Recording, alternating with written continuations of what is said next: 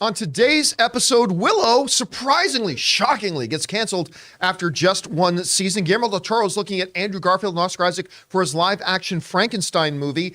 Game of Thrones and Boardwalk Empire director is going over for the new Blade Runner 2099 series that's on its way coming. Quentin Tarantino apparently has his brand new and allegedly final film. That and a whole bunch more. The John Campea Show starts right now.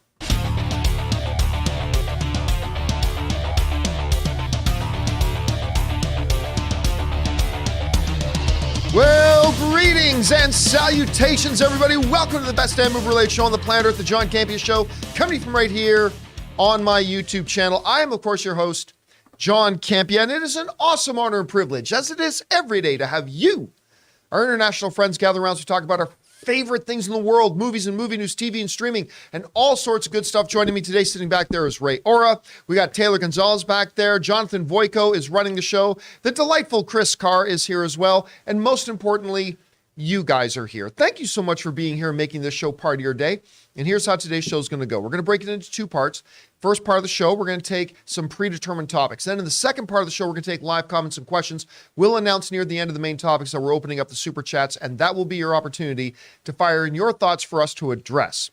All right. Before we get to anything else, we've got a couple of off the tops to discuss here, and we're going to start off with this one. You know, it was with some fanfare a number of years ago that they announced that the classic Val Kilmer Willow was going to be returning. I remember they made a big deal out of it, and I remember at the time, I proclaimed why. Now, don't get me wrong, I appreciate the original Willow. I have Mad Madigan. I have great, wonderful memories of the original Willow. I really do, but I never really understood, is this really something that you think is going to be, touch the pulse of the cultural, ecosystem right now? I just don't know that Willow is the thing to do it. But they announced they were going to do it. And I will admit that as the series got closer, the trailer started looking a little bit more appealing to me. And it got to the point where I'm like, you know what? Okay, I'm in. I'm looking forward to seeing this. This looks like it could be fun. So the premiere dropped and I watched it and I'm like, this isn't very good. And then I watched another episode. I'm like, nope, still not very good. And then I did the UFC tap out and I tapped it. Now, here's the funny thing. A few weeks later, I decided to load up Willow anyway and just say, well, I think one of the shows I was watching just finished. I'm thinking, you know what? Let me see what was doing.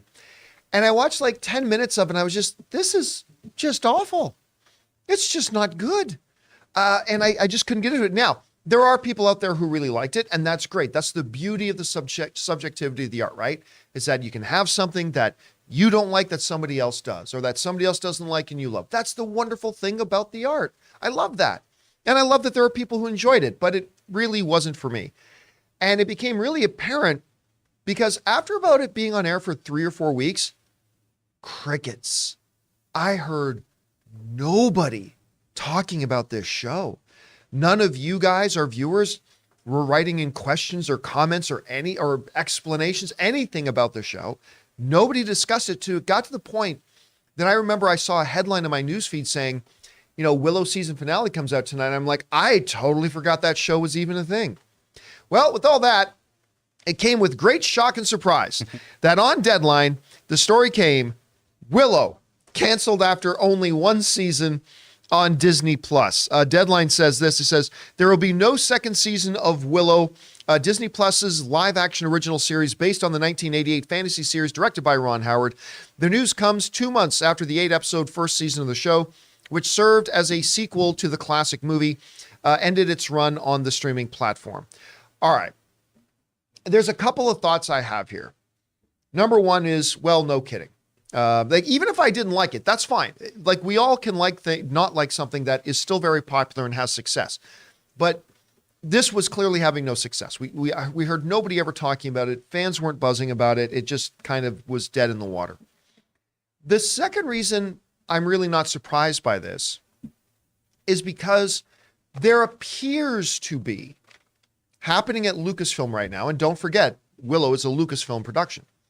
There appears to be right now a sweeping of the decks. We all know, as I kind of reported a couple months ago, that Kathleen Kennedy is outgoing as the president of Lucasfilm. Now, they have not acknowledged that yet. I said a long time ago, I don't expect them to acknowledge it until maybe a couple of months after Indiana Jones 5 comes out. But everybody in the industry knows she's now on her way out. And maybe a week ago, 2 weeks ago, I can't remember exactly, they made the announcement, reports came out that long gestating Kevin Feige Star Wars movie swept away.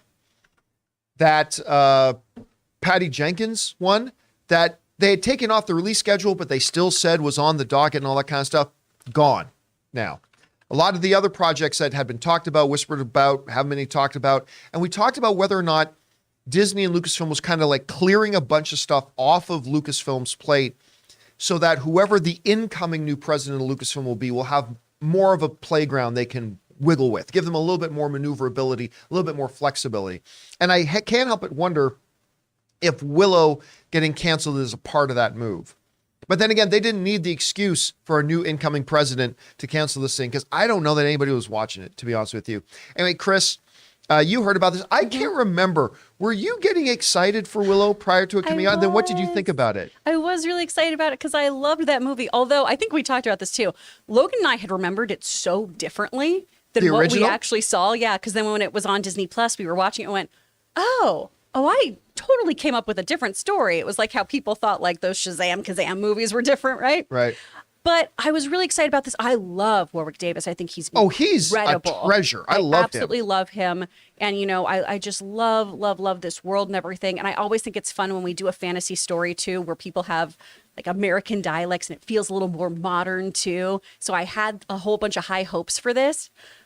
But I kind of tapped out after I think episode 2 or 3. I think you got further than me, Taylor. But I just wasn't into it. It just didn't feel as magical as that first movie. And maybe it just has to do with I saw the first Willow at such a young age and I really enjoyed it and connected with it. And I know a lot of audiences liked this, but it just didn't, tick all the same boxes that movie did. Did any of you guys watch the full series? I didn't even see the first episode. You didn't even see the premiere? No. I still kind of want to see some of it. The trailers looked great. I'll say that. It really got me excited. It actually got me looking forward to it. And the only reason I didn't see it is because everyone kind of panned it. Well, anyway, guys, question is for you, although you probably didn't see it either. What do you think about Willow being canceled after one season? I mean, the only good news I can take away from this is maybe Warwick Davis is now free to do something else. Oh, I hope so. Whatever you guys think about it, jump down to the comment section below and let us know your thoughts. All right, guys. With that down, let's move on to the next thing here, and that is this. Guillermo del Toro has had a good week. Good week. His animated film, Pinocchio, won the Academy Award, even if it was a little undeserved. But, a lot of people love this film. Pinocchio won Best Animated Feature. I personally thought Turning Red should have won. Other people in this room think Puss in Boots maybe should have won. But listen, the impact that Pinocchio movie made is undeniable. At the moment it came out, people were just buzzing about it. Quite the opposite of the Willow film. So it's been a good week for Guillermo del Toro. And now the good week continues because apparently Del Toro, who has been working on his next live action film, which is going to be called Frankenstein, well, according to reports now, it sounds like he's got his primary cast lined up. Deadline is reporting that Guillermo del Toro has been personally talking to Andrew Garfield, Oscar Isaac, and the modern day Scream Queen, Mia Goth, to be the stars of his new Frankenstein film. Now, there's no report about who's going to be playing what. Out of Oscar Isaac and Andrew Garfield, which one's going to be Dr. Frankenstein? Which one's going to be Frankenstein's monster? Don't know. Is Mia Goth going to be a bride of Frankenstein? Is she going to be a romantic love interest to Dr. Frankenstein? Is she going to be a love interest to whoever the poor soul is that dies, that Dr. Frankenstein reanimates back to life? Don't know. There's a lot going on there. But Deadline said the following. They said, following his big animated Oscar win on Sunday for Pinocchio, Guillermo del Toro is getting closer to finding his next live-action film. Sources tell Deadline that Andrew Garfield, Oscar Isaac, and Mia Goth are in early talks to star in Del Toro's Frankenstein on Netflix. Del Toro will write and direct the picture. Insiders close to the pick, though, caution that Del Toro is still working on the script and no formal offers have been given to any actors, but sources add that he has met with all three and all three of them are on board to star. So this is pretty exciting. Now, the only thing that I don't get super hyped about this is that it's going to be a Netflix film. I'm sorry. Guillermo del Toro's movies belong on a big screen. And listen, we've seen that Netflix is starting to experiment with putting their just start a little bit like they did with Glass Onion, gave it a limited theatrical release. Like by limited, I mean, it was still a pretty decent wide release, but they only did it for what was it? 2 weeks? 1 week? Yeah. I think it was just one. Was it two? Maybe it was one. I can't remember, but they had a lot of success. And maybe they'll do the same thing with this, but Del Toro is really in bed with Netflix right now. He had, what was that anthology horror series he just did? Cabinet of Curiosities. Cabinet of Curiosities, I'm sure you did not watch because of the eye stuff. No, I made Logan watch it and he went, oh, you're not going to watch this. You'll No doubt. Well, the Pinocchio thing, now this thing, listen, a Frankenstein directed by Guillermo del Toro with the possibility of an Oscar Isaac, Andrew Garfield, and Mia Goth. Come on.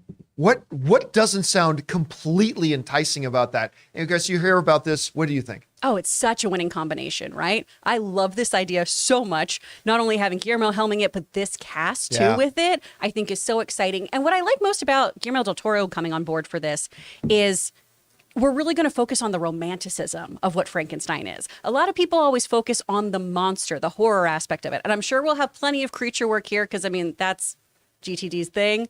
But this was a story that really explored, the grandeur of life, the meaning of life, really deep, complex emotions with all of its characters. It's a romance too, right? There's a whole bunch that goes on in here that I think when we look back to, classic Universal, the kind of Monsterverse stuff, we really just focus on the creature. But I think this is going to have a really cool blend of just heightened emotion and drama with all those big creature scares.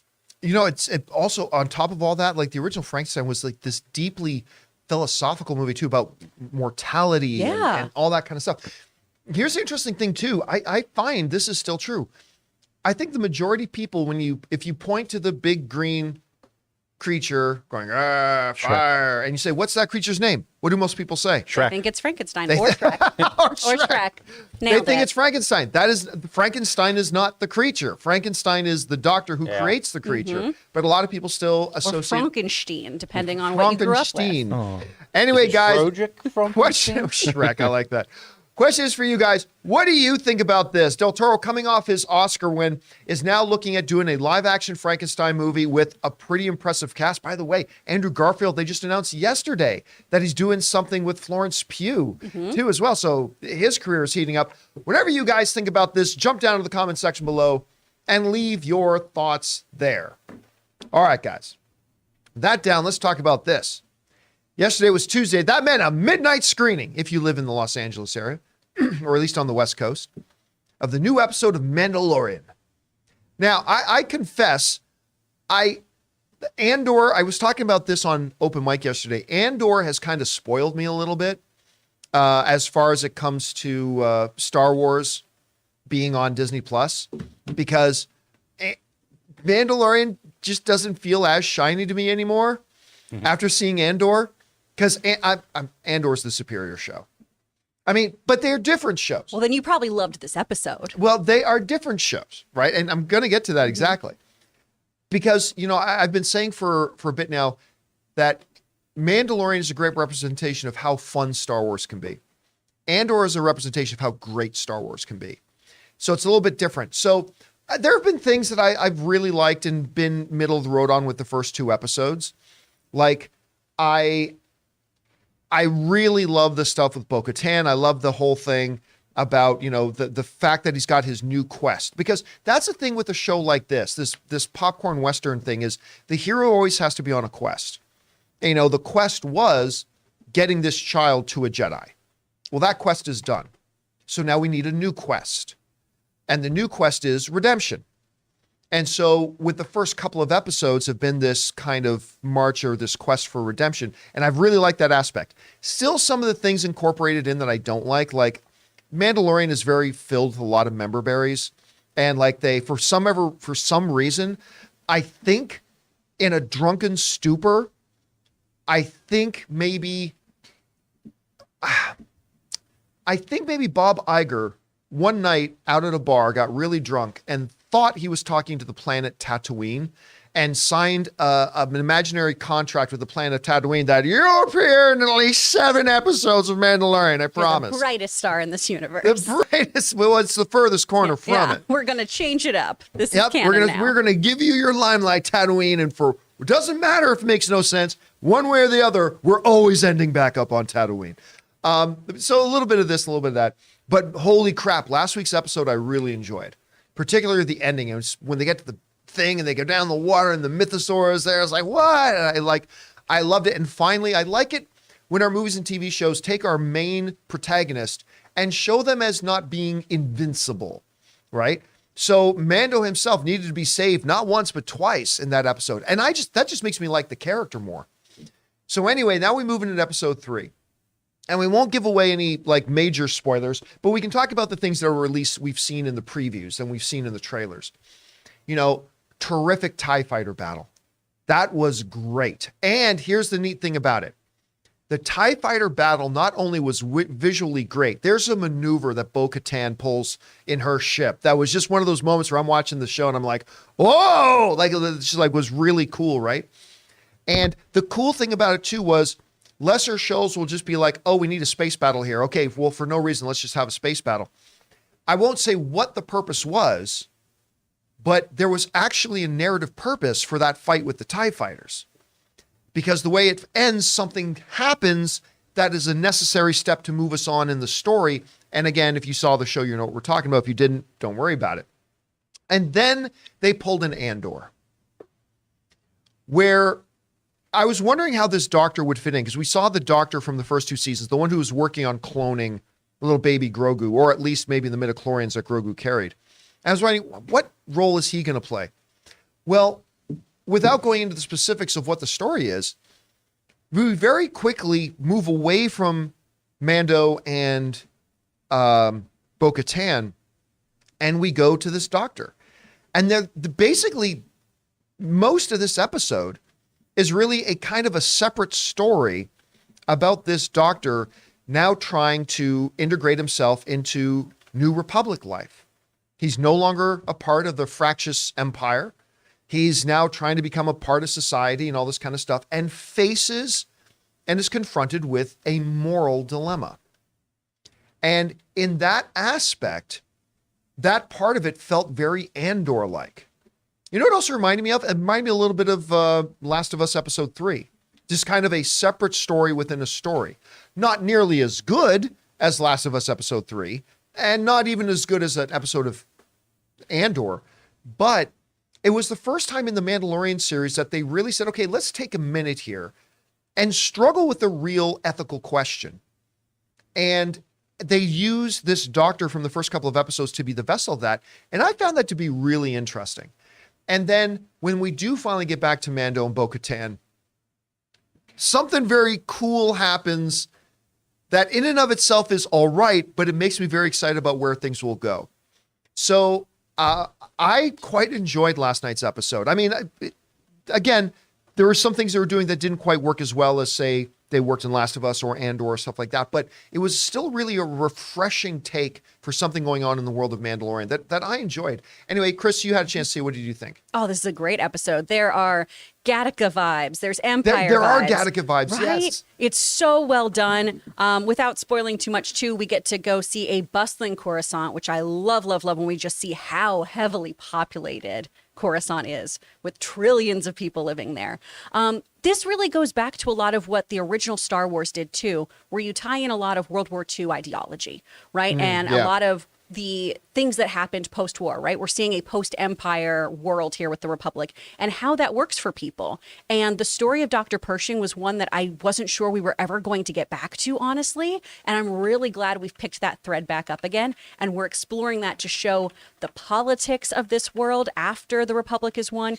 I'm excited to see how this all pans out too for the greater story, because there's a lot of stuff that happened in this one that I think is going to come to fruition later.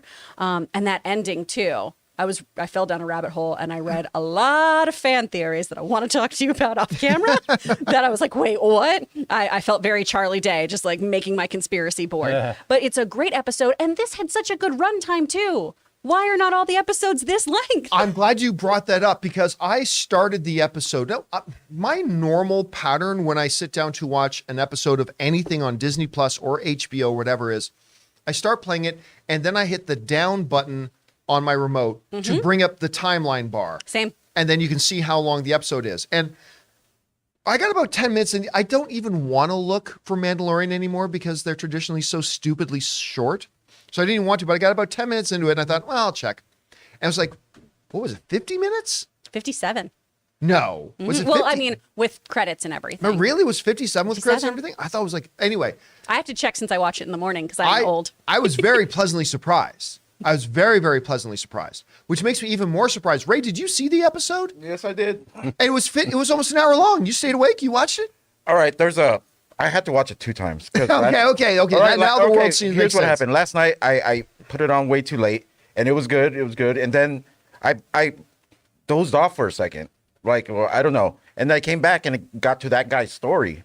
So I kept going back to the title screen just to check if I was watching Mandalorian because it was like, even though that guy's story is very interesting and I was so into it, I had to keep checking like if I was watching Did another Mandalorian Star or Wars thing Andor come on? or something Yeah. like that.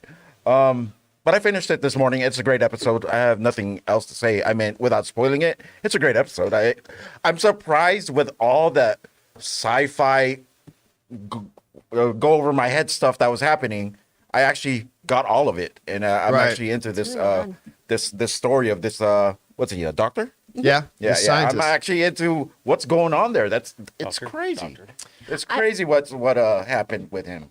I will say too, just for me versus Andor, it's really nice to see other species in Star Wars. Right. I love seeing other aliens, and the minute that Mon Calamari walked on screen, I went, yes! I was so Well, excited we're to so see other glad people. you're- Yeah. And the cityscape. So beautiful. Yeah, they made Coruscant Wow. look really, really good. I was like, that Which I looks know. cool. Oh no, Yeah, that was Andor. oh. Oh, but look, I am gonna reveal one thing that happens, but it's completely you are. divorce of the story. Yeah. It has nothing to do with the story. It has nothing to do with the plot of the episode. But while on Andor, he's walking around through a city court or whatever, city courtyard or whatever, and you see all this beautiful stuff of Coruscant around. And there's a big rock sitting in the middle of the city square. It represents Tatooine. It's covered in sand. Yeah. So, and then he asks, oh, what's this? And the person who's walking him around says, oh, that's the peak of the highest mountain on Coruscant. Which is so cool. And it's like, oh. And it's the only part of the planet you can actually still see. I thought that's actually really cool. Well, and I love that's that. when these shows do well, when they add to the kind of mythos and the Yeah. literal geography of all of these things. Of the stuff that we think we already know so well. Yeah. Yeah. Anyway, guys, question is for you. What did you think of the newest episode of The Mandalorian? A little bit later this afternoon at about 3 p.m. Pacific Standard Time, I'm going to be doing our Mandalorian after show open spoiler discussion. If you'd like to come on by and join me for that, I hope that you do. Anyway, whatever you guys thought about this episode of Mandalorian, go ahead, jump on down into the comment section below and leave your thoughts there. All right. With that down, let's move on to this next thing here, shall we? And that is this. Under the category of stuff that I don't really care about is the topic of Blade Runner. I'll go out and say I'm the only person I know that doesn't like the original Blade Runner. I'm sure there are others out there who don't, but I mean, I'm the only person I know in my social circles that just didn't like Blade Runner. I mean, I could lie. I should lie. I should lie to my audience so I can look cool like everybody else and say, I am one of you. Yes, Blade Runner. Oh, yes. Love that so much. But, I admit I didn't and whatever, but I acknowledge it's a sci-fi classic, super influential, very important film. This is I haven't seen Gladiator. Yeah, basically. Man, yeah. But Why? Everyone's seen Gladiator. Who would you be referencing? Some dumb girl on this show. You haven't seen Gladiator? she hasn't seen Gladiator. We talked about this. I know. And then everyone gets mad at me. He Or fell asleep Terrifier. halfway It through was the just a conversation. Yeah. So, but then Blade Runner 2049 came out, and I really liked it a lot. Like I actually preferred over the original. Then a little while ago, they announced that they're going to be doing a Blade Runner series, And it's called Blade Runner 2099. Ridley Scott is not going to be directing it, but he is going to be executive producing it. And so we've known that for a while. And I admit, in the back of my head, I've wondered, is this show actually going to happen? But they continue to move forward with it because two significant things have happened. Number one, reports have come out that Free Guy star and Killing Eve star Jodie Comer is in talks to star in this show, which, okay, you got me there. She's an award-winning actress. I think she's fantastic. I still think she's going to be our Sue Storm. Maybe yes, maybe no, but I still think she will be. Don't know that for sure. So that was the one bit of information that came out. And now it's being reported that Jeremy Podeswa, I hope I'm saying his last name right, who has worked on shows like Game of Thrones, HBO's Boardwalk Empire, the new upcoming show, The Mosquito Coast. What was that other one? Not the Pacific. I keep almost saying the Pacific Rim. The Pacific. Apparently, he has now come on board to direct at least the premiere of the Blade Runner series. Now, this is actually really key because something that, Rob and I will talk about a lot is the fact that the director you bring in, while the writers and showrunners are the main people in television shows, that's how it's different from movies. The director is not the main person in television shows. It's the showrunners and the writers. But the director of the premiere episode of a show is incredibly important because that premiere episode sets the tone for the show that all the other directors are going to be coming in and directing episodes uses their blueprint. So it's incredibly important. So it looks like they're going for experience. They've already got their showrunner at the head of it. Now they're bringing in, again, and if you guys haven't seen Boardwalk Empire was some freaking fantastic TV. I compare it a lot to The Wire. I'm not saying it was as good as The Wire, but it was really freaking exceptional television. If you haven't seen it, you need to go see it. But anyway, bringing him to direct. So it sounds, Chris, like this show is motoring along. Mm-hmm. It sounds like they're lining up their cast. They're getting the directors lined up. Sounds like this is happening. Do you like the idea of this series? And what do you think about these new announcements? I do like the idea of the series. I hope they promote it better than they did the sequel film that went to theaters because no one saw it. Yeah. Not a soul saw it. And it was really, really well done. Adding Jodie Comer is such a smart move, too. She is such a sought-after actress. And for such a good reason. Oh, yay. Where's everyone from Star Wars? So I think adding her is really, really smart. That's going to create even more buzz for this just because the movie didn't really have the reception that I think they were hoping for. And I think doing a series too, especially with this guy on board, is a smart move. You get to explore like we are doing on The Mandalorian or on Andor, right? You get to explore the politics a bit more. We can dive more into the replicants. We can dive more into that world and get really, really fun and specific with it in a way that film doesn't always allow you to do just because of the time constraints. So I think this is going to be really, really cool. I'm looking forward to it. I can't believe you don't like the original, though. That's such a Lost in Time, like Tears in the Rain. I know. I mean, listen, when Rutger Hauer, the last scene, Rutger Hauer, he knows he's about to burn out and all that kind of stuff. And I there are scenes in it that I really like. I just, That's fair. Anyway, That's fair. Guys, question is for you. What do you think about this news? There's two bits there. It looks like they're bringing in a director and who has worked on things like Boardwalk Empire, Game of Thrones, The Mosquito Coast, The Pacific, and others, and Jodie Comer coming in, who is like one of the best actresses out there right now. Do you like this news? Are you looking forward to this show? Maybe you're not a Blade Runner person. Whatever you guys think, jump down to the comment section below and let us know your thoughts. All right, guys. With that down, let's move on to this, shall we? We found out a while ago that Bad Boys 4 was indeed going to happen. It was going to be, now there was some speculation after The Slap that maybe Sony might pull the plug on Bad Boys 4. They certainly delayed it a little bit, but we found out Will Smith, Martin Lawrence put that video up, making it official. We're doing Bad Boys 4. So listen, I'm also not a big Bad Boys guy. I appreciated the first two films, not like Blade Runner. I appreciate the first two films. They're not like the all-time classics to me that they are to some people, but I enjoyed them. But I'll tell you what, I really like Bad Boys 3. I had a really good time with Bad Boys 3. And so I'm curious to see what they do with 4. Well, things are moving along because they're pulling a little bit of a Fast and Furious where they're reaching out and pulling in cast members from older movies. Because according to reports now, Vanessa Hudgens has been brought on board. She is coming back to reprise her role from the previous film to come in and join the cast. This comes to us from folks over at Joe Blow, who write the following. Bad Boys 4 is pulling out all the stops by inviting fan favorite characters back to the franchise for another action-packed thrill ride. According to Deadline, Vanessa Hudgens will reprise her role as Kelly in the sequel starring Will Smith and Martin Lawrence. And Martin confirmed, as they confirmed, Bad Boys 4 is happening via an enthusiastic Instagram post in January. Bad Boys 4 is already in pre-production at Sony Pictures, with Bad Boys for Life directors Adil El Arbi. These are the guys who did Ms. Marvel. They're fantastic. Bilal Falah returning to shoot the sequel. Plot details remain a mystery. However, Chris Bremner, the man from Toronto, The Wedding Ringer, Bad Boys for Life, wrote the script, and cameras will roll in the coming months. So they're already well into pre-production on this. I like this news, and I'll tell you why. Because I really like Vanessa Hudgens. Now, I was never a High School Musical person. That's where she was from, right? Yes. High School Musical. Never watched High School Musical. So shocking. Right? You'd think it was right. You'd figure I was the demographic. I mean, if you didn't like Blade Runner. Yeah, I mean, so it goes to good figures. I've never seen that. But, I mean, she has very quietly sustained a B-list kind of active career. I mean, she was recently in Tick, Tick, Boom. And she had so good in it. She was a scene stealer in Tick, Tick, Boom. Like those scenes she did with the musical numbers she did with Andrew Garfield were maybe the highlights of the movie. I mean, she was fantastic in that.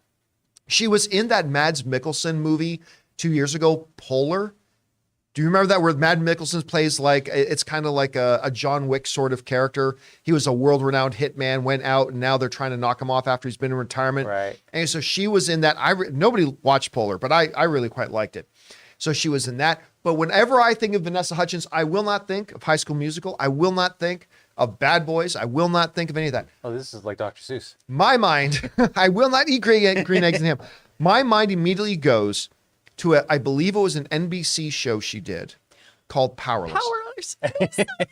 Nobody watched it. It was great. Somebody did. I loved it. Nobody liked it. Somebody And did. I loved it. Now, for those of you who don't know what the premise of Powerless was, it was great. So in the world of DC, anybody who knows the comic books knows that in the world of DC, you've got this big science company called Star Labs, right? Well, Powerless imagines the world of DC, but there's a competing company to Star Labs. And that competing company is run by Bruce Wayne's idiot younger cousin, Van Wayne, played brilliantly by the magnificent Andy Tuddyk. And anyway, Powerless is this group of people who work at this company. None of them have powers, and they just create gadgets and things to protect people from super beings and to supply to some superheroes when they need it. It's kind of like The Office in a way. It's not a documentary style, but think of a narrative The Office, and I thought it was delightful. I really like it, and she was the lead of the show. And one of my favorite episodes was she realized that she started dating a guy, and she realized the guy she was dating was one of the Riddler's henchmen. And it's like, well, it's that henchman life. Anyway, and nobody watched it. Nobody liked it. And I don't get it because I thought that show was delightful. So anything that brings her onto more TV. By the way, was that her on the red carpet of the Oscars? She was doing the interviews with Ashley Graham. Yeah, that was very different. I didn't expect to see her on that. Anyway, so I'm thrilled to see her in any more stuff. Anyway, Chris, you heard about this. Vanessa's returning to Bad Boys. What do you think? I mean, I freaking love her so much because Powerless was great. Alan Tudyk is perfect. Ron Funches was in that show, and it was so good. That was my first exposure to him, really, and I loved him in that. Great. Oh, my gosh. You got to listen to some of his stand-up, especially his parrot stuff. It's great. As you all know, I am embarrassingly not someone who has seen any of the Bad Boys franchise. And I think about Hot Fuzz every single time where it's just, you haven't seen Bad Boys 2? I haven't seen any of them. So I need to do a day where I just kind of binge all of these because I always hear about how great and fun they are. And I really like this cast. So I need to check it out. And by the way, it is true. I am, I think, legally obligated to say I love Vanessa Hudgens because she is Filipino. So there's a little bit of that bias I have to have in there. But I think, look at her. She's beautiful. She's talented. I love her. Anyway, guys, question is for you. What do you think about this? Vanessa's coming back to Bad Boys. Are you looking forward to this? Did maybe the slap leave a bad taste in your mouth? No pun intended. And maybe you're not looking forward to Bad Boys. Maybe you didn't like the third one. I certainly did. Whatever you guys think, jump down to the comment section below and let us know your thoughts. All right, guys. With that down, let's now move on to our Mint Mobile hotline question of the day. If you guys have a question for us and you'd like to hear your voice on our show, go ahead and call the Mint Mobile hotline number at 951-268-4259. Leave your question there, and we got somebody calling in about the return of Ted Lasso. Check it.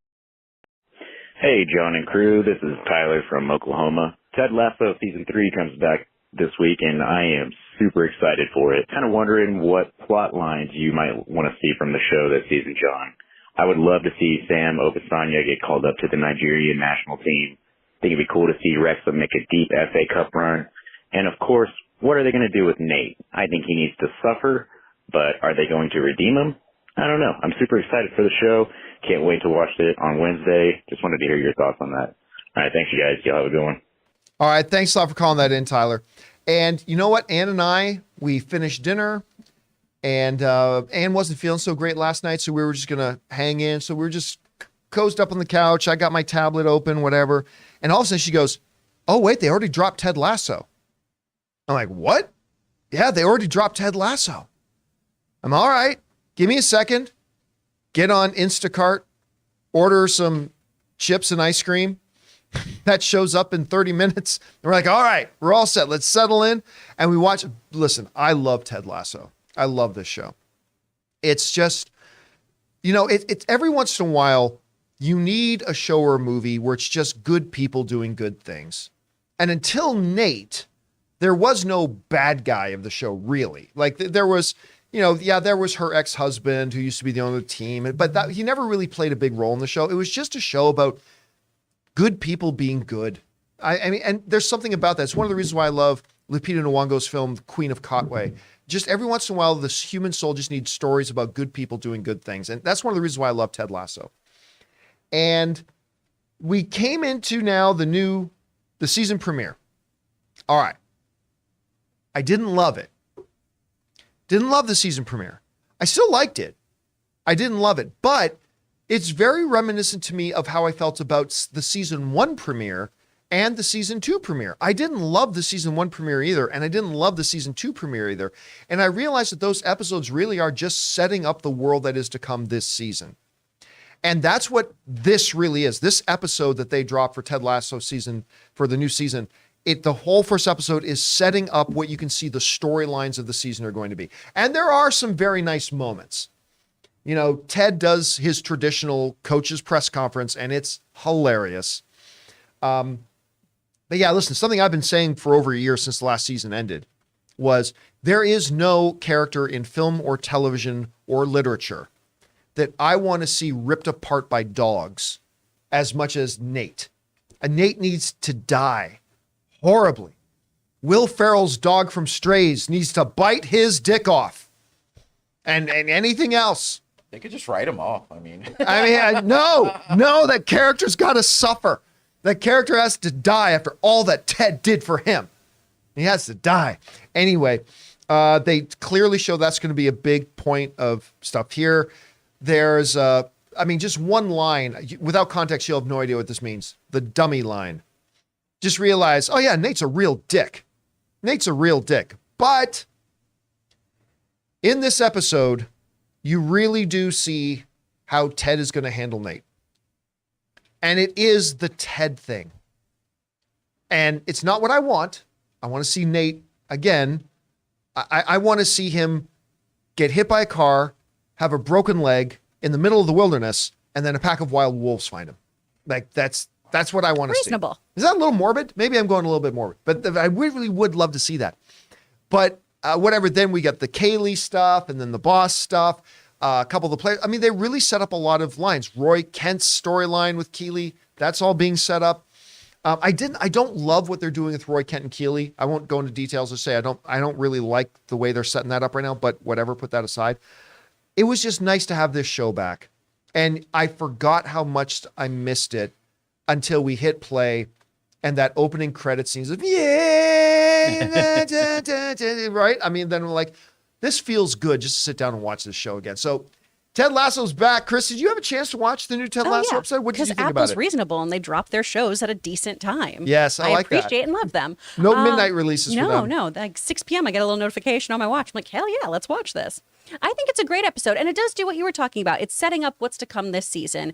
And that end moment, that end scene, basically, we have with Ted is where it's, okay, here we go. This is what I come to this show for, this kind of energy. And I'm really excited to see where this is all going. I'm with you. I'm not loving the Keely Roy stuff, but I am loving how some of the other players are changing and taking on more Ted-like roles.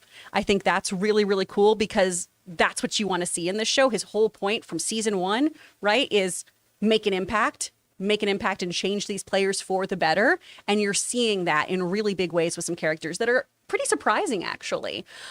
It's so well done. I love it. I want more weird Coach Beard stuff.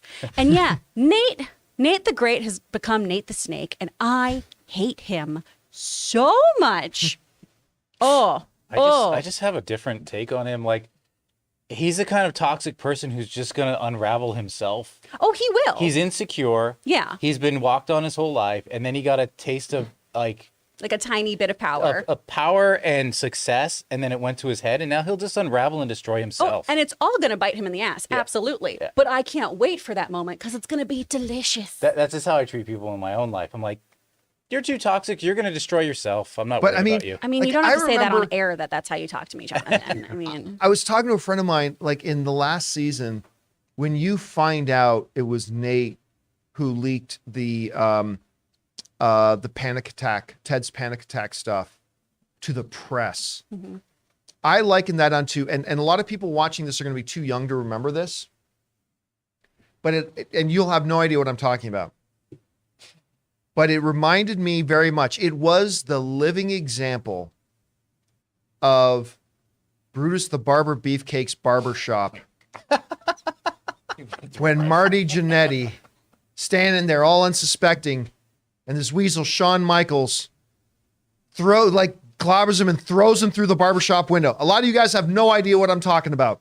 But that was the exact That's a good thing. living representation of what Nate did to Ted. Anyway, guys, question is for you. Did you have a chance to watch the new episode, the season 3 premiere of Ted Lasso? If so, what did you think about it? Whatever you guys thought, jump down to the comment section below and let us know your thoughts. All right, guys. With that down, we're going to take a second here and thank a couple of the sponsors of today's episode of the John Campea Show, our friends at MasterClass and Manscaped. We want to thank a sponsor of this video, MasterClass. MasterClass offers classes on a wide variety of topics, all taught by world-class instructors at the very top of their fields. Each class is broken out into individual video lessons, usually around 10 minutes long. And MasterClass is completely accessible on your phone, the web, smart TV, and available via audio mode to listen to classes on the go. They have over 2,500 video lessons from over 180 of today's most brilliant minds. They're all available anytime, anywhere on iOS, Android, desktop, Apple TV, Amazon Fire TV, and Roku. Now, obviously around here on the John Campea Show, we love our movies, so why not learn filmmaking from Jodie Foster, or maybe directing from Ron Howard himself, or the great Neil Gaiman doing his class on the art of storytelling. And you guys have heard me talk about my favorite class, Business Strategy and Leadership by Big Papa Iger himself, Bob Iger, the new and returning CEO of Disney. So guys, I highly recommend that you check it out. Get unlimited access to every class, and as a John Campea Show listener, you get 15% off an annual membership. Just go to masterclass.com/Campea now. That's masterclass.com/Campea for 15% off Masterclass. Hey guys, we want to take a second to thank a sponsor of today's video, Manscaped. Breaking news, Manscaped now sells beard products. That's right, they are once again revolutionizing men's grooming with the brand new Beard Hedger Pro Kit. Now you can finally use Manscaped products to make your drapes match your carpet by going to manscaped.com and using the code Campea for 20% off and free shipping. It all starts with the Beard Hedger. This thing is a juggernaut of fixing faces. First off, this cordless trimmer has a rotary wheel that gives you 20 hair cutting lengths, all with one guard. So no more messy drawers full of extra add-ons. You also get the beard shampoo and conditioner. Because guys, you gotta remember that all of your hair is different. Your beard hair is more coarse and easier to damage than the hair on your head. Next, the kit has Manscaped's beard oil. The oil relieves dryness both on the beard and the skin beneath. You then cap it off with the Beard Balm that shapes, styles, moisturizes, and tames for a sculpted look. The Pro Beard Kit also comes with 3 special gifts: a beard brush, comb, and scissors to ensure your beard is ready to impress. With a nice beard, your face is perfectly groomed, right? Wrong. You need to keep an eye out for those tough to trim ear and nose hairs. The brand new Weed Whacker 2.0 offers improved blades and skin-safe technology with a no-tugging guarantee. It's never been so painless to mind your manholes. And now that you have your face looking great, you must try Manscaped's Performance Package 4.0 for the full body grooming experience. And good news, the Performance Package 4.0 now comes with the Weed Whacker 2.0 and all of the other below-the-waist grooming products that Manscaped is known for. Your significant other will be delighted to see you covering all bases, if you know what I mean. So get 20% off and free shipping with the code Campea at manscaped.com. That's 20% off with free shipping at manscaped.com and use the code Campea. Manscaped Beard Hedger, 1 stroke, 1 guard, 20 lengths. And thank you to our friends at MasterClass and Manscaped for sponsoring this episode of the John Campea Show. Guys, you know, we talk about it all the time. I use MasterClass, love it. And I also use Manscaped. I love Manscaped. You know why? Because I'm not a 1970s female porn performer. That's why I like to have it neat, tidy, and comfy. Manscaped will do that for you. It's winter, it gets cold. And maybe I should do a master class on how to get there for you. Anyway, guys, if you guys want to check out our sponsors, you'll be supporting us in the process. Going down into the comments section below, not in the comments, going down into the description of this video below. Yeah, go. This is a really If strong you want some direct instructions from me on how to properly manscape, go down into the description of this video and you'll find links and promo codes to all of our sponsors. And again, thank you to our friends at Manscaped and MasterClass. All right, guys, with that down, let's get back into our Mint Mobile hotline here, shall we, for a second? Because we got a question come up now that the Oscars are behind us about maybe a way to make them a little bit more transparent. Check it out. Hey, what up, guys? This is Eric. I'm calling from Temecula. I'm calling concerning the Oscars voting process. I, like you guys, thought this year was a way better show, but there was still, some controversy among decisions for who won. I think that's kind of naturally going to happen, but we've seen in sporting leagues that they've started to make the MVP ballots public, and they kind of release that stuff and who votes for who.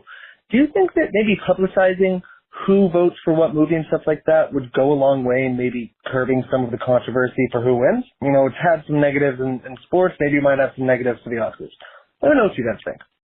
All right. Thanks a lot for calling that in, Eric. And so listen, every year the Oscars come and go, and we always get a bunch of nominees.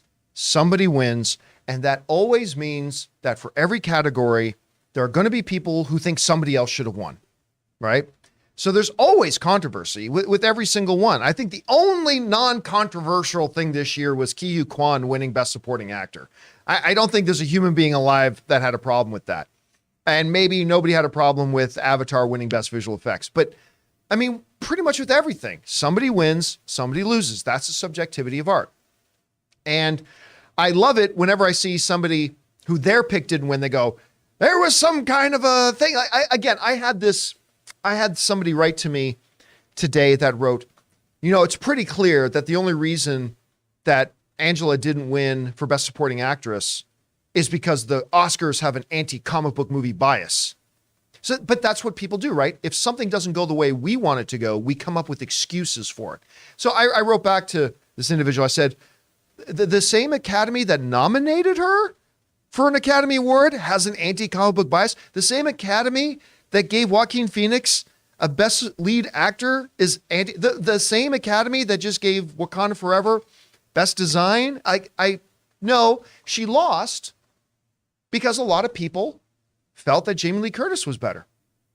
I mean, remember, Jamie Lee Curtis also won the SAG Award. So the actors thought Jamie Lee Curtis was better. Again, I would have given it to Angela Bassett. I would have personally, but Jamie Lee Curtis was fabulous in that movie. And I have no problem with the fact that she won. Anyway, so what Eric calls in is something that a bunch of people, I've heard other people say, that the voting of the Oscars should not be anonymous. That whoever somebody votes for at the Academy Awards should be made public. Now remember, that becomes a little bit problematic. The Academy is 7,000 voting members. Like, we're talking actors, directors, producers, executives, costume designers, musicians, all this kind of stuff. It's 7,000, around 7,000, give or take a few hundred voting members. So I don't know that taking everybody's votes and making them public is practical on one side. You know, it's one thing if you're talking about the Golden Globes that have like, what do they got now? 90 members, 90 people that vote on the Golden Globes. That's one thing. 7,000 would be a little bit problematic. But here's the biggest problem with the notion of making voters' ballots public. What will instantly happen is intimidation. That's the first thing that's instantly going to happen is intimidation. Because what's going to happen is that what you want are voters who are just going to vote what they actually think was the best. That's the ideal world, right? That a voter of the Academy Awards and the Oscars is going to vote for what they thought was the best. What you don't want to have happen is, I actually really thought that Brendan Gleeson. No, I'm not talking about me. Let's say I'm a hypothetical Oscar voter. Okay, let's pretend I'm a hypothetical Oscar voter. I actually personally thought that Brendan Gleeson was the better Best Supporting Actor performance than Ke Huy Quan. And I want to vote Brendan Gleeson, but the popularity of Ke Huy Quan right now, and they're going to make my vote public, I'm going to get attacked. I'm going to get attacked like crazy. And if you've spent 5 minutes on fucking Twitter, you know that that's true. So if you're an Academy Award voter, you're like, I personally think that this person gave the better performance. But if I vote against Ke Huy Quan and that they're going to make that public, I'm just going to get attacked. So I better vote for what the popular thing is. Because we live in a world where people will use online digital terrorism to try to get what they want. If that means abusing and whatever people online and try to bully them into doing what they want, then they'll do it. It's a horrible idea. It's a horrible idea. I think members of the Academy should vote exactly the way they vote. They use the preferential ballot system. We've made little documentaries about how the Oscar voting works. It's not a perfect system, but it's a very, very good system. And those votes need to be anonymous because voters need to be able to vote in such a way that they don't have to fear repercussions. Because that's what anonymous cowardly keyboard warriors online love to do, is give consequences to people for not doing what they want to have done. And it would become a shit show. It would very, very, how great was that gag, by the way? Good. But it would become an absolute shit show if all of a sudden they start publishing, because you're going to get people that all of a sudden are going to get just brutally attacked online. You're going to find like thousands of people have to just not be online anymore, all that kind of stuff, because that's how horrible people online can be. So, and by the way, making the ballots public would not take away any of the controversy, like at all. If anything, it'll just create more controversy of, now we got to wonder if certain voters only voted that way because they feared like getting repercussions and getting consequences from people online who didn't like the way they voted. So, I mean, I get the idea of it. I get, and I appreciate trying to come up with ways to make the Oscars controversial, but the Oscars are celebrating art, and art is always going to be controversial. Art always will be controversial. And because it's subjective, it's just going to amplify that. So I don't think making Academy Awards ballots public will do anything but cause riots. I mean, I just don't think it would accomplish anything good. Anyway, I don't know, Chris, as somebody who has been involved in bodies like this. You've been on the committee for SAG and stuff like that. What do you think about that? I mean, I haven't devoted weeks to thinking about this. Could there be upsides to making individual voting ballots made public? And so I don't know. How do you see it? I don't think there would be upsides, really. I mean, when you're on the committee, I didn't get to talk about it till after the fact, after we got the nominations, because when you show up to these things, you're not supposed to broadcast it. You're not supposed to tell other people because you're just supposed to be making a unbiased vote, right? And obviously this is subjective, but you're supposed to go in saying, these are the performances that I think merit a nomination. And I think if, other people were able to bend my ear a little bit, maybe I would have voted differently. Or maybe if I felt the pressure of, hey, these members of SAG are not going to like you as much anymore or something like that, it could have made things really different. Anonymity makes us feel safe, right? That's why so many of you, when I say things like, I didn't catch Gladiator, then DM me about how I should kill myself. That's so sweet of you guys. Things are subjective. I don't think we should advertise who we vote for, right? I want to know who my senators vote for, like how they vote on bills and legislation. Yeah, but they're publicly elected officials. Yeah. And I want to be able to make an informed vote in that way, right? That has to do with legislation. It doesn't have to do with something subjective like art. And I think voicing those opinions is really, it's no one's business who they voted for. And I think, like you said, it just is going to make Twitter an even more hellish landscape than it already is of people just saying how wrong you are because of your opinion. Opinions aren't facts, and you get to feel about them however you want to, but it doesn't mean that, an opinion has to make you act like an asshole. All right, guys. Question is for you. I think there's a really interesting discussion to be had there. What do you think about the notion that Academy voters should have their ballots made public? I think it would just utterly ruin everything. I don't know. Maybe you feel differently. Maybe you can think of some pros to it that we're not considering right now. Whatever you guys think, jump down to the comments section below and let us know your thoughts. All right, guys. With that down, let's move on to this, shall we? Thursday night, tomorrow night, I finally get to go see Shazam 2. You guys who watch this show, I loved the first Shazam movie, my third favorite DCEU film behind Man of Steel and James Gunn's Suicide Squad. I love that movie, and I've been really looking forward to this second one. That being said, the box office projections have not been good. Now they're actually forecasting it to make around 35 million opening weekend, which would be great for some movies, but not for a big comic book movie that's coming out in this kind of year. But apparently, they're saying $35 million. But the reviews have been coming up for Shazam 2, and they've been really solid. Like a lot of people saying this is better than the first, that it's a really good, entertaining movie. Our own Taylor, you saw it. You said you had a really good time watching it. Yeah, I had so much fun. I mean, we're hearing that a lot of people had a good time. They're watching it. I'm going to go see it tomorrow night. Ann and I got our Shazam costumes delivered. We're going to be going in full cosplay to go see it. I'm very stoked about that. Anyway, it does bring up the question. We just had a Black Adam movie come out and not do great. And we quickly found out that, Dwayne "The Rock" Johnson, who's my second favorite movie star, is no longer going to be a part of DC. At least not in the immediate future, and certainly probably not as Black Adam. But where does that leave Shazam? And where does that leave Zachary Levi as that character of Shazam? Because I don't think this movie, I hope I love it dearly, but it doesn't matter if I love it or not. I don't think this movie's going to do even as well as Black Adam did. It's probably going to make less than Black Adam did. Wrap your head around that. And I don't know what that means for that character's future. Well, anyway, while on the red carpet, Zachary Levi was directly asked about, what do you think your future in the DC universe is? And he said this. He said, it all comes down to what the people want. We made a great movie, which according to everything I'm hearing, they did make a great movie. We made a great movie. I'm really proud of this movie. I hope everyone goes sees it. I hope they tell all their friends and family. That's all I can do. I can show up and be the best Shazam that I can be. Now, when he was inquired about working as Shazam under the new DC in the future, the actor said, trust me, whenever they say, we want you to be Shazam in this thing, I'd be like, great, let's go, I'll do it. Levi then would continue to instill trust in Gunn and Safran to make a great universe.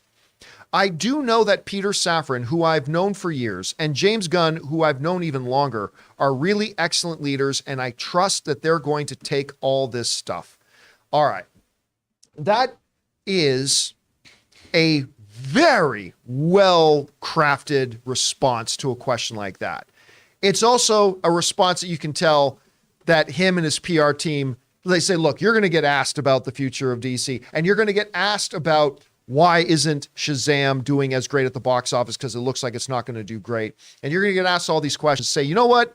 All I can do is show up and do the best I can and make the best movie that we can. And I believe we made a great movie. That is a great response. That's a great response.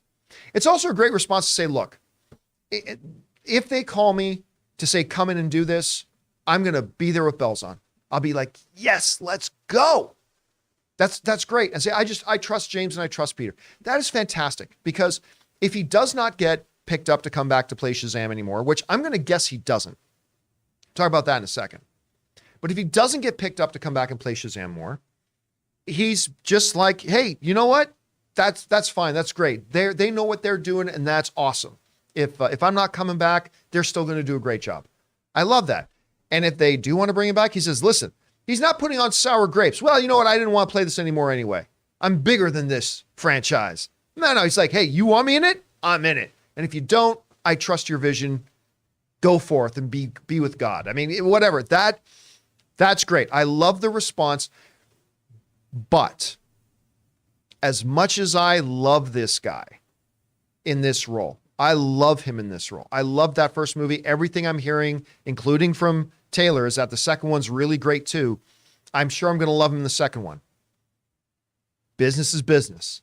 And if people are not coming out to go watch him as Shazam, or they're not coming out to watch Shazam at all, regardless of who's playing the character, I don't see why James Gunn and Peter Safran would include him in their plans moving forward, or include the character itself in their plans. But James Gunn is a movie executive cut from a slightly different cloth. James Gunn he has this belief that if you make something great and you continue to make great stuff, he just has this belief that the audience will come. A little bit of Field of Dreams in there, if you will. He just believes that if you make great stuff and you continue to make great stuff, the audiences will come. That seems to be a philosophy of his. And so maybe there's a possibility if Shazam 2 is as good as everybody's saying it is, maybe he's just like, you know what? To hell with the box office performance of the last one. The people who saw it knew it was great, and we think that'll pay off. We think that investment will pay off. Let's make another one. You know, he made Suicide Squad when hardly anybody liked the first one. But he knew, I can make something good. And even though Suicide Squad didn't do great, he's like, let's do a spin-off series with Peacemaker. When even big James Gunn fans like me was like, James, what the hell are you smoking? Why are you making a Peacemaker series? And it was just like the best thing on TV for half the year. So I suppose if anybody could do it, it would be James Gunn. But I think this movie will mark the final time we see Zachary Levi as Shazam. I hope I'm wrong. I 100% hope I'm wrong about that. But it doesn't feel like it's going in the right direction. Anyway, Chris, you read Zach Levi's comments here. What did you take away from his comments? And do you think we will see him as Shazam moving forward? You know, I think he has a healthy perspective on his own reality, right? Of if this does well, hey, maybe there's some place for him in the DCU moving forward. And if not, it's show business, not show friends. And I do think it just comes down to that box office. DC has to have a solid return on these movies to have them go forward. It's not worth investing in these things, no matter how much we like them, right? If it doesn't get that actual revenue going, I can shout all day about how much I love the first Shazam. I'm really excited about this one. I'm sure I'm going to love this based on what Taylor said about it and everything. But if it doesn't do well at the box office, there's no reason to keep beating a dead horse, you know? You got to do things that are going to be easily monetized and get some money back into this studio. These films are so expensive. They cost so much money to make. And if you're not getting a return on that investment, can't move forward with it. Now, speaking of costs, it should also be noted that according to a report I read in the Hollywood Reporter, that this movie cost half of what Black Adam cost to make. They apparently, the budget on this one was $100 million, which is still a lot of money. That's still a lot of money, but it's about half of what they spent on Black Adam. And it's important to keep in mind too, remember, Black Adam, this Shazam, and even the upcoming Flash movie, had nothing to do with Peter Safran or James Gunn. And the upcoming Aquaman movie. James Gunn and Peter Safran DC doesn't really start until 2025 with Superman Legacy. That's really going to be the beginning of their DC. So even though they're in charge right now, these aren't their movies, anything like that. So, man, I just hope it's as good as everybody's saying it is. Guys, question is for you. What do you think about this? Do you think that regardless of what happens at the box office for Shazam 2, that we can see Zachary Levi back as Shazam again? What do you think the box office for it's going to be? They're projecting 35 million opening weekend. Do you think that's high? Do you think that's low? Are you planning to go see it? I sure as hell am. I'm going to go be there, see you tomorrow night. Whatever you guys think, jump down to the comment section below and let us know your thoughts. Okay, guys. With that down, let's move into our final main topic here today, shall we? And that one is this. Now, for some time now, there's a big, big tradition in entertainment of artists coming out and saying, this is my last one, only to come back and do it again several times. I remember when Jay-Z said he was retired. That didn't last long. I remember, I was talking to a friend of mine yesterday who said, I've really enjoyed the 5 movies Soderbergh has done since he said he was retiring. It's just a common thing. And Quentin Tarantino, one of the most celebrated directors in the world, has let it be known that his next film, whatever that film is going to be his final movie. He said, I think, what is it, 10? Mm-hmm. He said, the next one's going to be his 10th. That's it. No more. I'm going to do 10, wrap it up, call it a nice day, have a bottle of Chianti. It's all going to be good. He's Hannibal Lecter? It turns out. Oh my gosh. That's his next, that's Quentin. what he wants to retire for. He's got to free up his schedule a little bit. Man. So he's like, I'm good. I'm going to be done. That's it. Okay. So the question has then been, well, what on earth is that movie going to be? What's that going to be the 10th film? And everybody's been wondering and wondering and wondering. And well, according to the Hollywood Reporter, they now know what his final 10th film is going to be. And it's going to be a movie called The Movie Critic is going to be the name of it. Now, apparently, much like Once Upon a Time in Hollywood and much like Inglourious Bastards, it's going to be loosely based on a real life story, according to the speculation of the people at the Hollywood Reporter about what this movie is going to be about. Now, let's go over to the Hollywood Reporter. This is what they believe it's going to be. And really, I've talked to some people last night that all believe this is the case.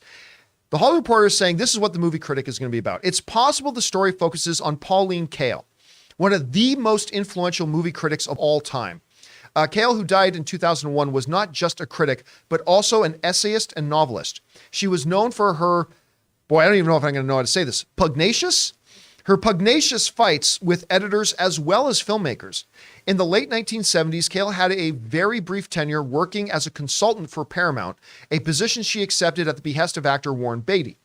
The timing of that Paramount job seemed to coincide with the setting of the script, and the filmmaker is known to have a deep respect for Kael, making the odds of her being the subject of the film more likely. Because one of the things that we did know, that the Hollywood Reporter seems to know, is that the film critic is going to be set in the 70s. That is the right time period. He seems to like to take real stories of real people and semi-biograph them, semi-fictionalize it a little bit, as he did with the events of Once Upon a Time in Hollywood. I'll tell you what, I love the sounds of this movie. I love the sounds of it. Because, listen, ultimately, at the end of the day, Quentin Tarantino loves Hollywood. He loves Hollywood and the history of Hollywood. He loves it so much. He's a student of it. He's actually got this book. What's the name of the damn book again? He's got this book where he basically tells just all these stories of some of these big iconic movies. And he tells these behind the scenes stories of all these movies and going back in the past because he's a student of the art. He's a real student of the art. Cinema speculation? Is that it? Might be it. That might be it. I can't remember. Anyway, so I think this sounds great. This sounds fantastic to me. As far as is this going to be his last film, there is cue the Vince McMahon music, no chance in hell. There's no chance in hell this is going to be his last movie. Now, I already hear the keyboard clicking, people writing to me furiously. But John, and these 4 different times, he said the 10th one's going to be his last one. I know he said that. And I completely think he believes it. I 100% believe that in his head, he is like, yes, this 10th movie is going to be my last movie. But there's no way in hell it's going to be. You know why? Because Quentin Tarantino is an artist. He is an artist and a creative force. And it just will not sit. He can try to say, I just want to play Boggle for the rest of my life. I want to get those Sudoku puzzles. Is that what you call them? Sudoku? I want to start collecting Pokemon cards.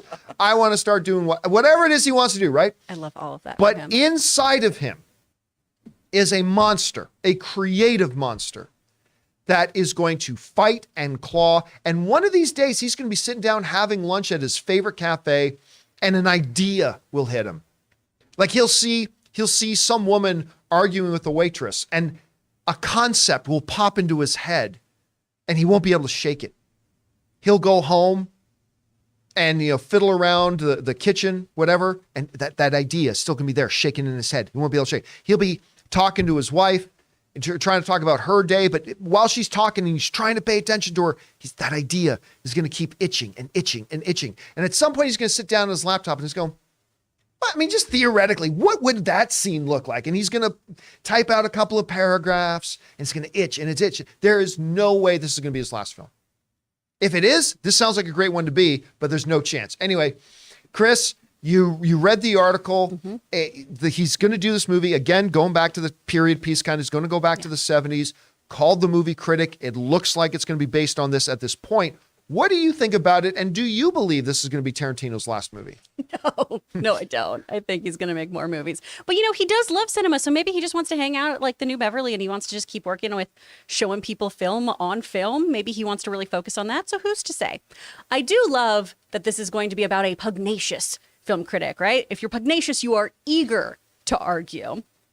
And what could be more meta than Quentin Tarantino making a film about a pugnacious movie critic when he has said things on record constantly like, I don't make these for you. He's been very, very recalcitrant to even heed the words of critics throughout his career. So I think this is going to be a really fun look at his own work. I think it's going to be pretty meta throughout it. And obviously he really loves the filmmaking of the 70s too. So I think we'll see more of that kind of love letter to film that he is known for. But I'm interested to see how this is going to pan out. And if it is a more cruel look at the work of film critics and what they do, or if it's going to be him taking a little slice of humble pie a little bit too. It's going to be interesting, especially if this is supposed to be his swan song, to see how he feels about what movie critics do. Well, I remember too, this is one movie critic in particular that he actually loves. Yeah. So looking at it from her perspective is kind of interesting. So let's pretend. Let's live in a pretend world for a second, okay? Pretend world. Let's say that this is going to be Tarantino's last film, which it will not be his last film, but let's say it is. As you look back at his incredible filmography, what would you say is your favorite Quentin Tarantino movie? If this was the end of it and whatever, it's all wrapped up. Now, obviously, we haven't seen The Movie Critic yet, but that one aside, what would you say is your favorite Tarantino film? I love Inglourious Bastards. I think that movie's so well done. I could watch just that scene in the bar on a loop forever. I love the tension he created there. And then Jackie Brown is another incredible film that I don't think enough people talk about. No, that one's underrated. Mm-hmm. Obviously, there's Pulp Fiction, which a lot of people like. The only film he ever made that I just straight up didn't like was Death Proof. That's out of all of his filmography, the only film he made that I didn't like was Death Proof. That was, and I didn't even hate it. I just just one I didn't like. I constantly go back and forth between the third most recent film that he made and the fourth most recent film that he made, which is, third, fourth, fifth. I lost. Anyway, Inglourious Bastards. Yeah, third most recent and fourth most recent. Inglourious Bastards and Django. I keep going back and forth between them. And it wasn't until Ray, I think we did a movie club of Django last year. And I think that was the one, that one screening of Django, maybe I think pushed that one to the forefront for me. I didn't love Hateful Eight, but I liked it. I liked Hateful Eight, but I didn't love it. I was not as big on Once Upon a Time in Hollywood as a lot of people are. Like, again, I liked it, but I don't think it should have been nominated for Best Picture, but I still liked it. Doesn't do it for me. But oh my God, Django and Inglourious Bastards, and you know, like 6 of his other films. But I think I'll say Django is my favorite, but Inglourious Bastards would be a close second. Anyway, guys, the question is for you. What do you think about the sounds of what is reportedly going to be Quentin Tarantino, one of the most celebrated directors in the world, his last film called The Movie Critic? And do you actually believe that this will be his last film? Whatever you guys think, jump down into the comments section below and let us know your thoughts. All right, guys, with that down, we're going to now open up the super chats and take your live comments and questions. If you have a thought, theory, opinion, or question, go ahead and fire that in and we'll address it here in the last part of the show. But before we get to that, we're going to take just a second here and thank another sponsor of today's show, the great folks at Mint Mobile. We want to take a second to thank a sponsor of this video, Mint Mobile. If saving more and spending less is one of your top goals for 2023, why are you still paying insane amounts of money every month for your phone bill? Switching to Mint Mobile is the easiest way to save this year. As the first company to sell premium wireless service online only, Mint Mobile lets you order from home and save a ton with phone plans starting at just $15 a month. You guys know I made the switch over to Mint Mobile a while ago. The process couldn't have been easier, and I can't believe that I am spending less than a third of what I was spending on one of the other major carriers before. By going online only and eliminating the traditional costs of retail, Mint Mobile passes the significant savings on to you. All plans come with unlimited talk, text, and high-speed data delivered on the nation's largest 5G network. Use your own phone with any Mint Mobile plan and switch easily in minutes with eSIM. To get your new wireless plan for just $15 a month and get the plan shipped to your door free, go to mintmobile.com/Campea. That's mintmobile.com/Campea. Cut your wireless bill to $15 a month at mintmobile.com/Campea.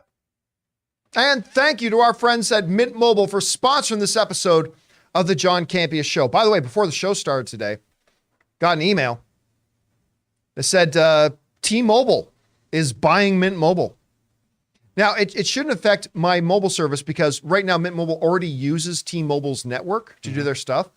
But apparently, they're selling. I guess that sale will go through sometime near the end of the year is when it's going to go. I guess Ryan Reynolds is going to stay on as in some role or capacity with the company. But and that Mint Mobile is still going to be its own company. So much like... It's an umbrella. It's going to be an umbrella company for us. So Mint Mobile will still operate independently, stuff like that, but they'll be owned by T-Mobile for a $1.35 billion acquisition. Now, you may think that doesn't sound like a lot for a mobile service provider. Remember, T-Mobile isn't like, say, AT&T or Verizon, where they have their own physical infrastructure with cell towers and all that kind of stuff. Mint Mobile doesn't have that. They just use one of the company's things. So it's a lot of money. Anyway, it's going to be interesting to see how that all transpires moving forward. Anyway, we're not here to talk about technology speak. We're here to take your live comments and questions. You guys have been firing in some questions. So Chris, what do we got in there? From Ritwick.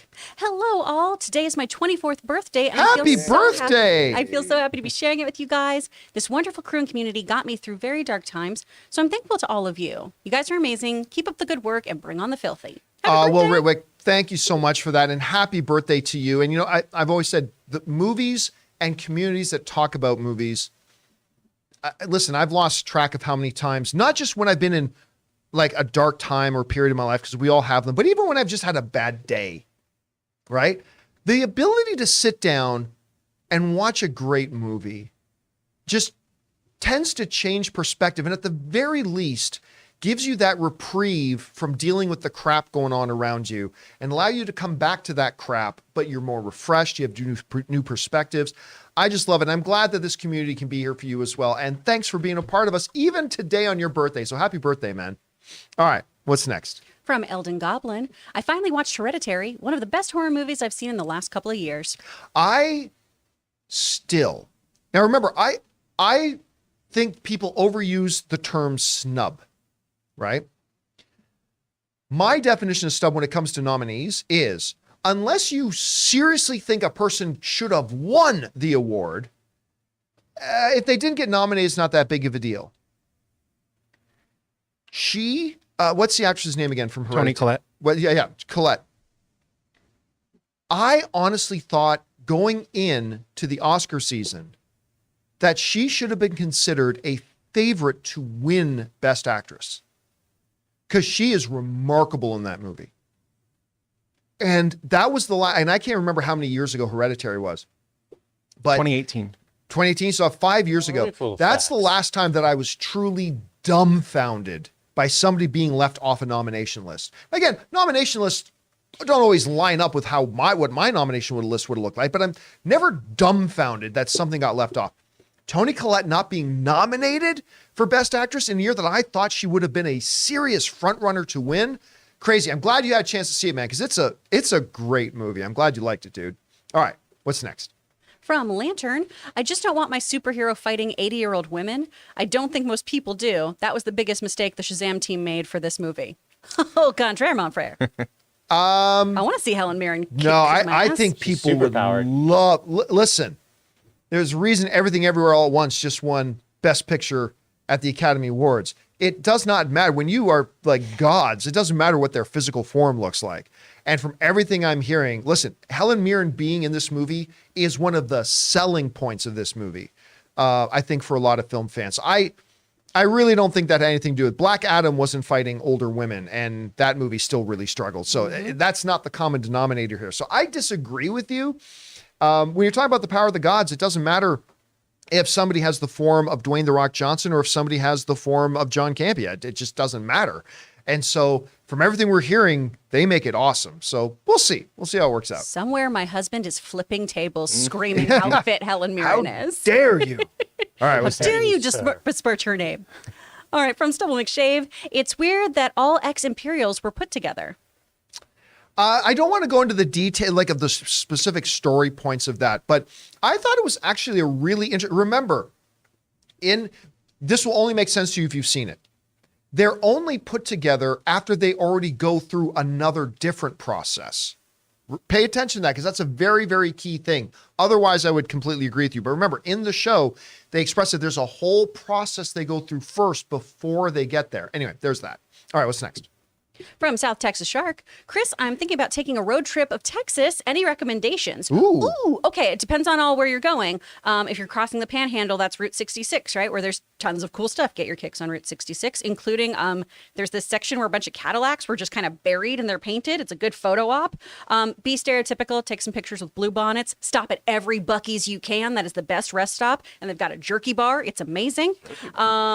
If you're going to Austin, that is where I would mostly hang out. You can go float the Guadalupe. You can go to Enchanted Rock. You can go to Wimberley outside of it in Texas Hill Country.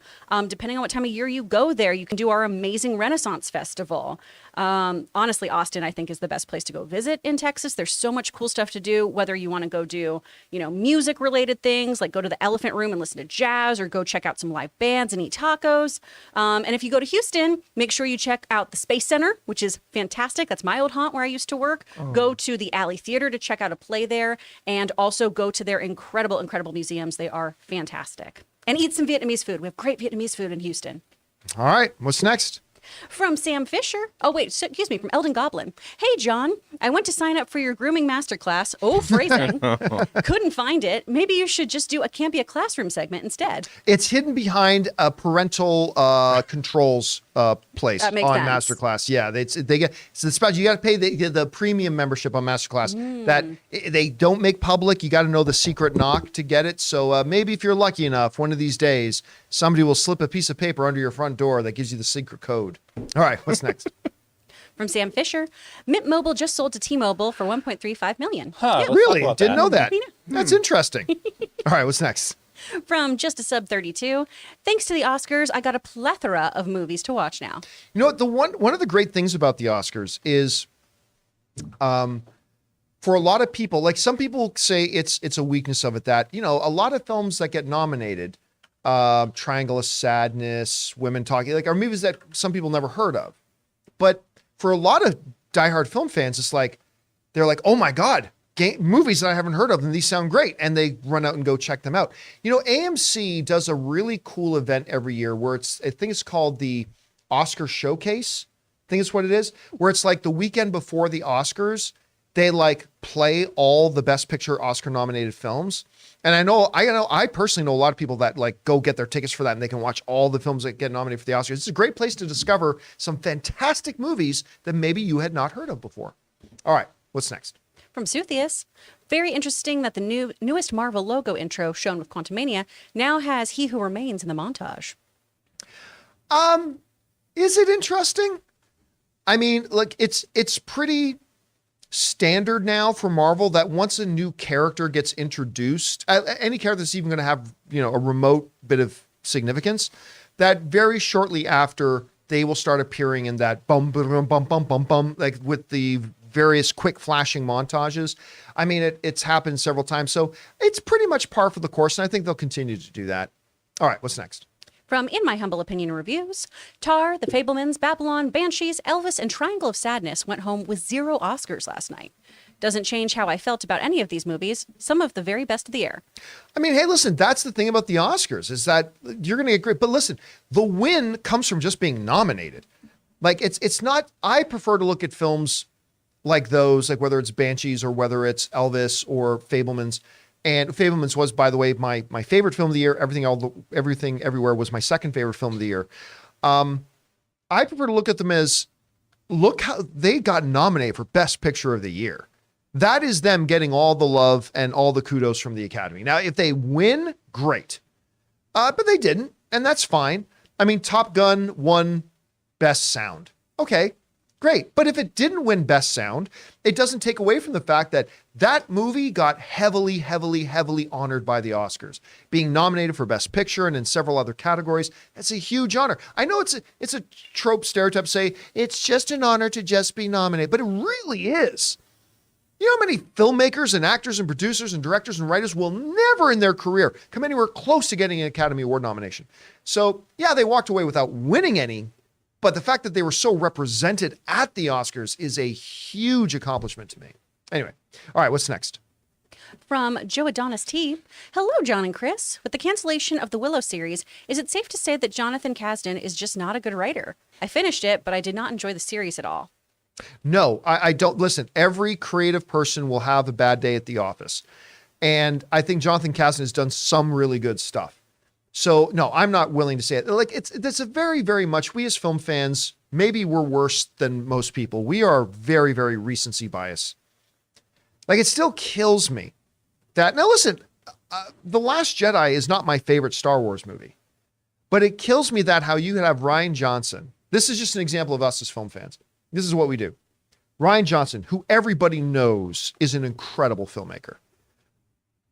But the moment he made a Star Wars movie some people didn't like, Rian Johnson sucks. Everything he does sucks. I'll never watch anything he ever does. It's like, dude, this is the guy who made Brick. What are you talking about? This is the guy, this is the guy who made Looper. This is the guy who made, Why Am I Freezing on Glass Onions prequel things? Knives Out. This is the guy who made Knives Out. This is the guy, and by the way, his Poker Face, I finally got around to watching the first couple of episodes of Poker Face. Oh my God, that show's great. But that's what we do, right? For me, I learned a long time ago to take a breath when somebody makes something that I don't think is very good, to take a breath and go, everybody's got a bad day at the office. Guess what? Michael Jordan missed free throws.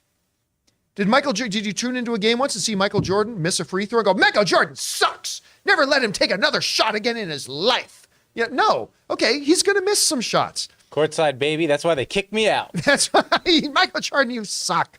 I mean, no, I'm not really. Now, has Jonathan Kasdan shown that he is an elite Oscar class writer at this point? No, he hasn't done that either.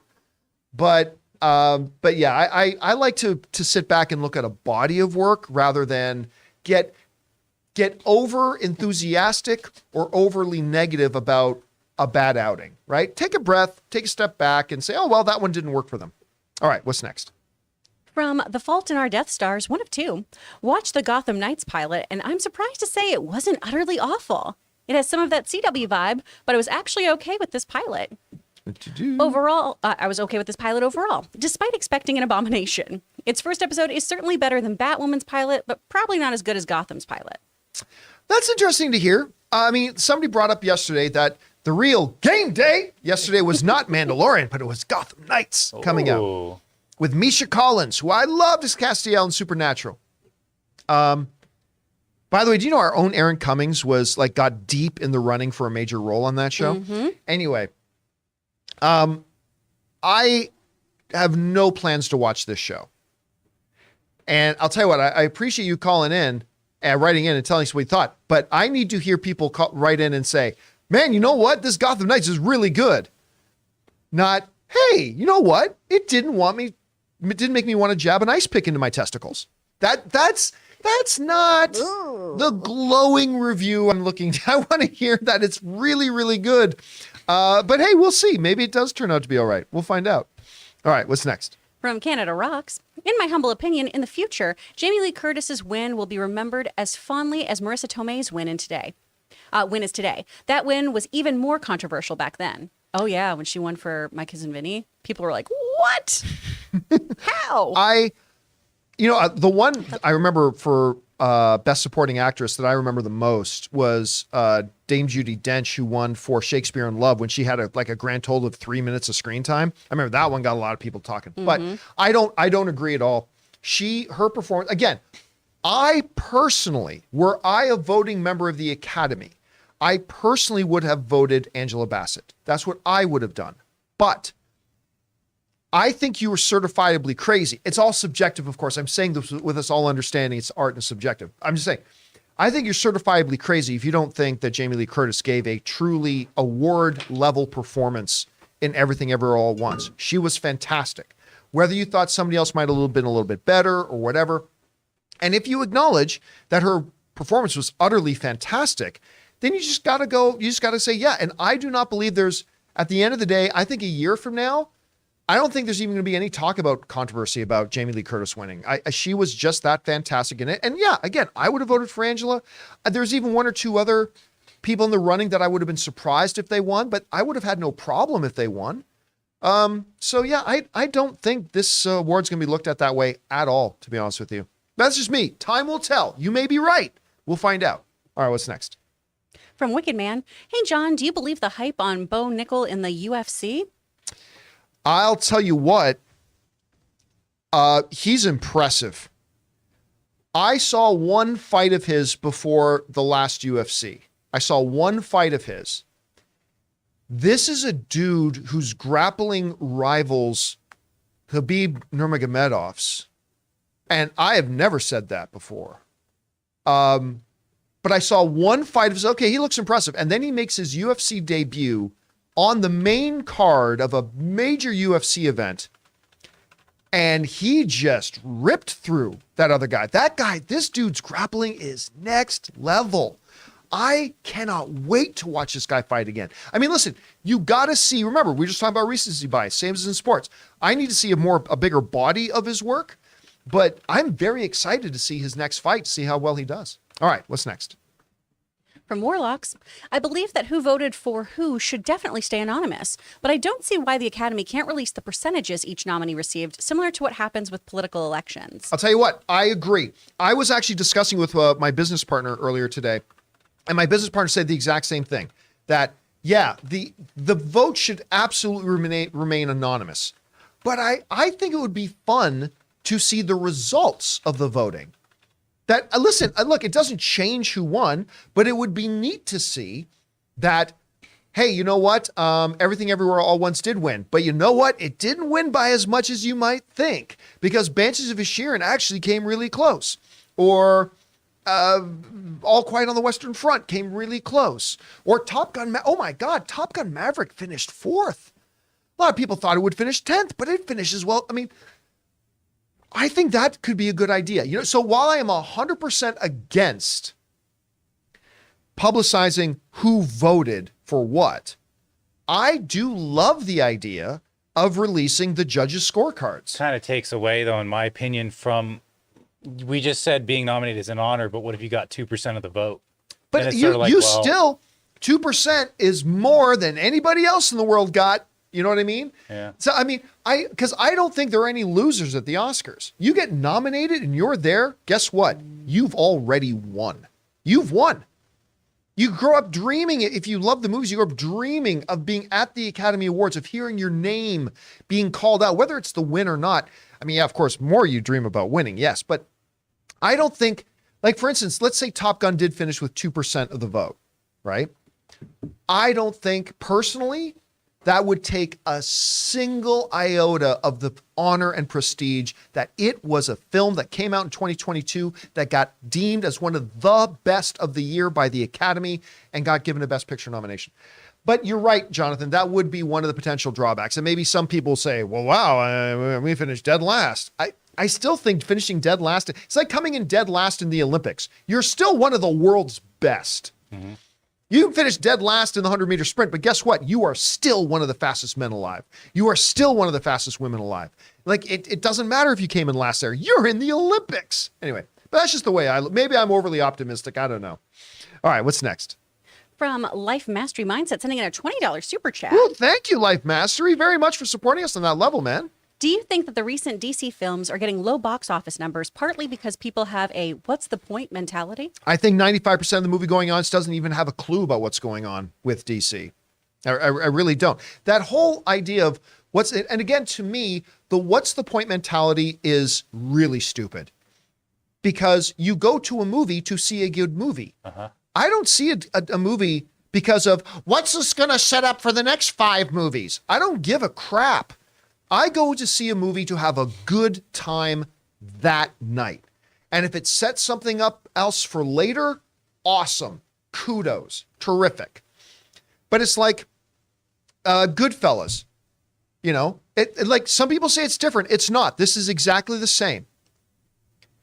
You say, you know, you've never seen Goodfellas? You should really see I almost say Good Feathers. I love the Good Feathers, by the way. I don't care.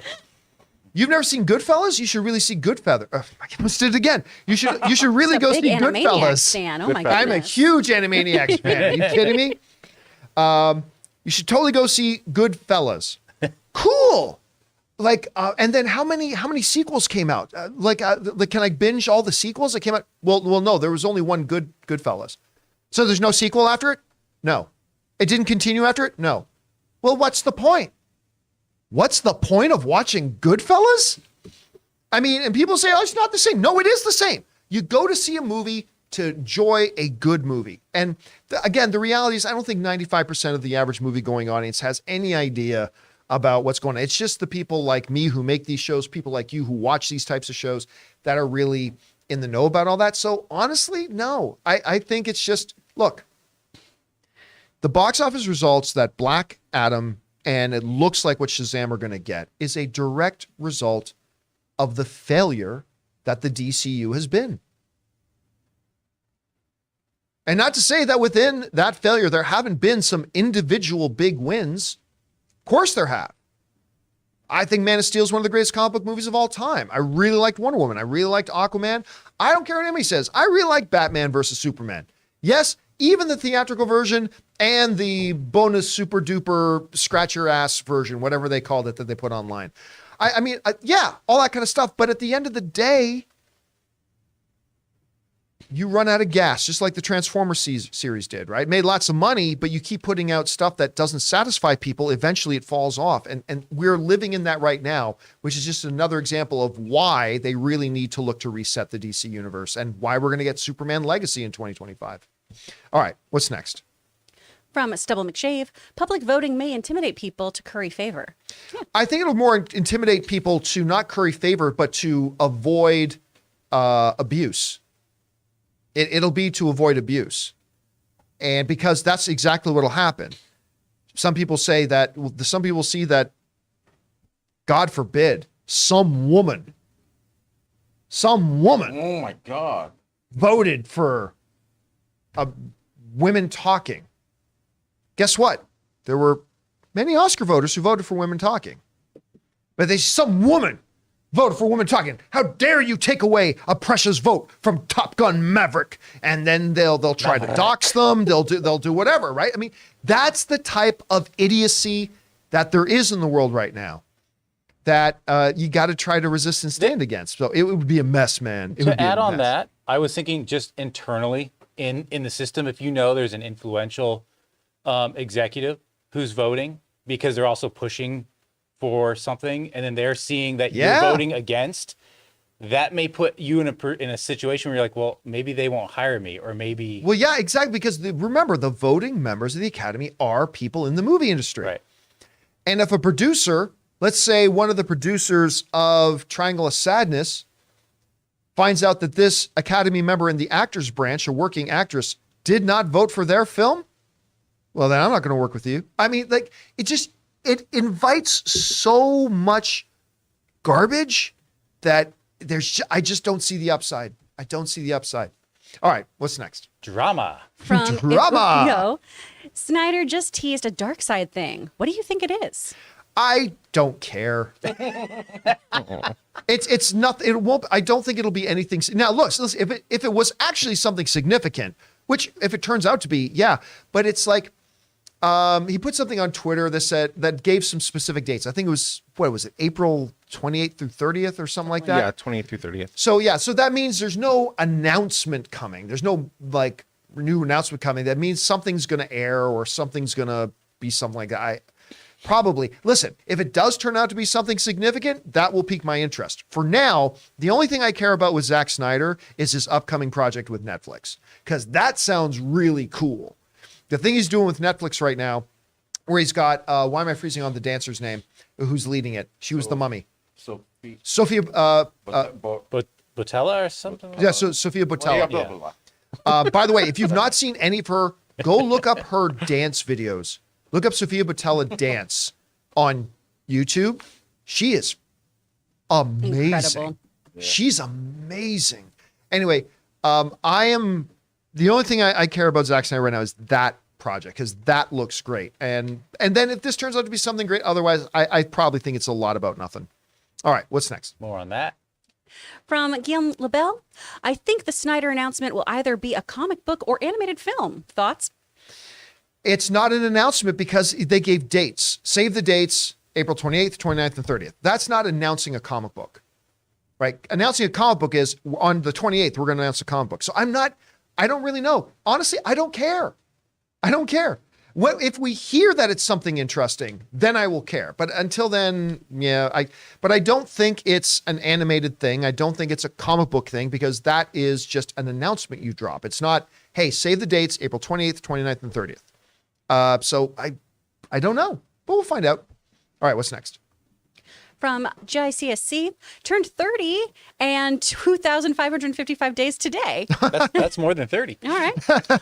Ted Lasso season 3 premiere was a solid way to start my birthday. Happy birthday. It reminds me of, who was it? I think it was my mom was the first one that dropped the thing to me of, what day is it? Like, what's, how old are you? What's your birthday? She goes, today I'm celebrating the 22nd anniversary of my 40th birthday. So it's like, great. Love that. Yeah, listen, I totally forgot that Ted Lasso was, actually, I thought it was going to be dropping today. So I thought when Ann said, oh my gosh, the Ted Lasso episode dropped. I'm like, what?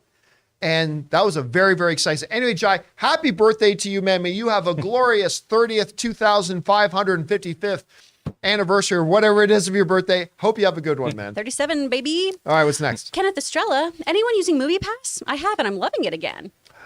You know what? I meant to actually sign up for MoviePass again. I'm going to sign up for MoviePass again and try it. Now, remember, these are not the same people who ran the scam that MoviePass became. The MoviePass is now being run by the original guy who created it and ran MoviePass when it was a legitimate great thing for movie fans. Then they sold it, and it was the new company that took it over that turned it into a crime syndicate. And now it's back in the hands of the original guy again. And I am very curious to try it out, to see how it goes. So I'll let you know once I do that. All right, what's next? From CJ Rebirth, Shazam 2 is awesome, much better than the first, and you will love Rachel Zegler even more. Met so many stars last night, except Taylor. Oh, I know. I felt bad. The biggest star. CJ commented on my Instagram post and was like, oh, I missed you. I would have said hi. I didn't know. But it was crazy. The red carpet was flooded. It was just a mess. Everything was like moist. No. Okay, moving on. By the way, Rachel, her in West Side Story. Oh, she's phenomenal. She was so good in West Side Story, and I can't wait to see her as Snow White. Snow White, yeah. I cannot wait to see her as Snow White. She is fantastic, and I'm really looking forward to seeing her in this movie. All right, what's next? From Devin Lita, how old is Quentin? Curious since he's looking to retire. He's only, look, for a director, he's super young. He's 60. I mean, you can look that up, Taylor, but he might maybe he's 61 or whatever, but I think he's 60, which for director years is still super young. He's got way too much creativity still left in him. I'm telling you that he's going to see something mundane happen in the street that's going to spark a little idea, and that idea is going to just claw at him till he puts it to paper. But yeah, he's super young. He's 10 years from his prime. He's only 59 years old. Yeah, he's got another 10 years. years old. So he'll be turning 60 soon. The dude for director, you got Clint Eastwood still cranking out cinema in his 90s. You got James Cameron, because I don't know how old James Cameron is, but James Cameron is getting up there too. Good Canadian kid, James Cameron. And he's making movies that are being nominated. Quentin Tarantino is way too young to be talking about retiring. All right, what's next? From Fredo. Fredo! Thoughts on upcoming UFC card? I got Leon for the trilogy. Love y'all and have a nice day, crew. Let's. While the ending of that last fight was thrilling and something like right out of the movie, the reality is this. Usman kicked the hell out of that guy. Kicked the hell out of Leon Edwards. The whole fight. He dominated him the whole fight. He ragdolled him. Leon Edwards had nothing to offer. And then in the final round, like in a great Rocky movie, he pulls out this beautiful head kick, knocks out Usman, takes the title. All credit in the world to him. All credit in the world.